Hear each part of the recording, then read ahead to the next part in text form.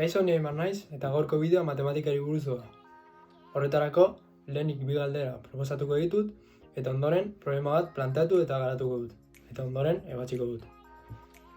Hasteko, matematikak erabaigarriak aldira, matematikak gaur egungo munduaren esparru guztietan edo ia guztietan agertzen dira. Adibidez, ingeniaritzan edo temperatura eta presioaren datuak neurtzeko.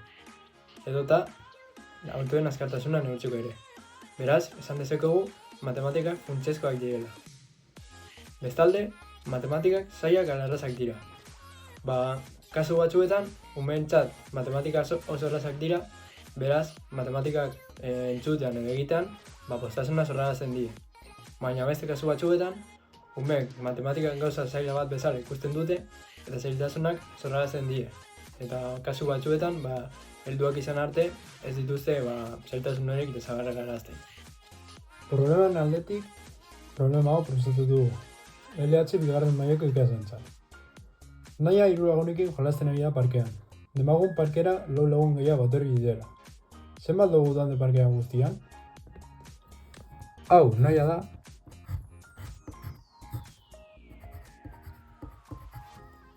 Eta hauek bere 3 lagunak.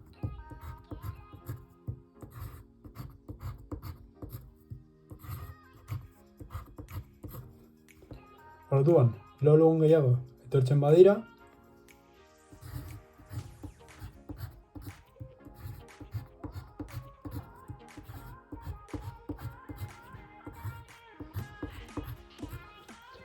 zenbat lagun egongo dira?